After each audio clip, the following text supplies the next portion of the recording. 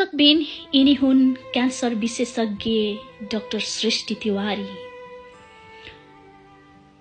उहाँको जीवनबाट अहिले हामी सबैले प्रेरणा लिन सक्छौँ। उहाँ सबैको प्रेरणाको स्रोत हुनुहुन्छ। उहाँको आत्मबललाई म एकचोटि स्यालुट गर्न चाहन्छु।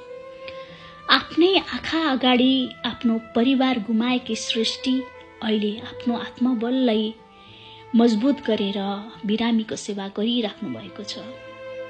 यो घटना आजभन्दा 1 वर्ष अगाडि पौषमा घटेको थियो।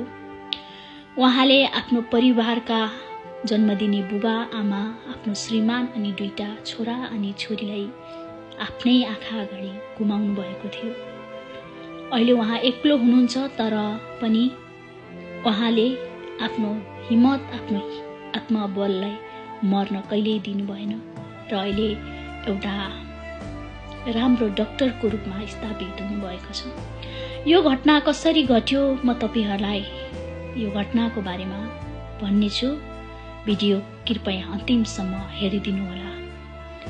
आजभन्दा 1 वर्ष अगाडि पौषको महिना थियो। सृष्टिको परिवार चितवन घुम्न जाने क्रममा थियो, तर चितवन नगइकन सृष्टिको परिवार चन्द्रगिरी घुम्नको लागि निस्कियो। जाने क्रममा बाटोमा असरल ढुङ्गाहरू छरिएर बसेको थियो। त्यो ढुङ्गाले गर्दा गाडी अगाडि बढ्न सकेन।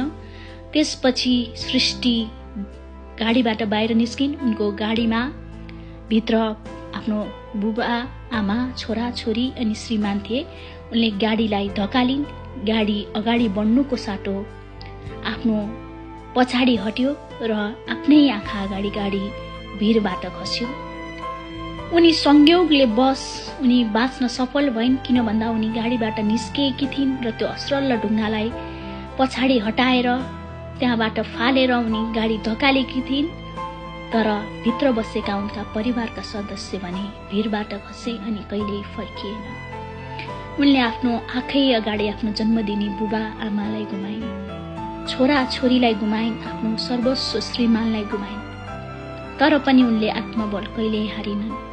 आज भन्छन्, मेरो बाँच्ने आधार, मेरो जिन्दगी भनेको मेरो बहिनी अनि यिनै बिरामी हुन्। म यिनै बिरामीको सेवा गरिराखेको छु।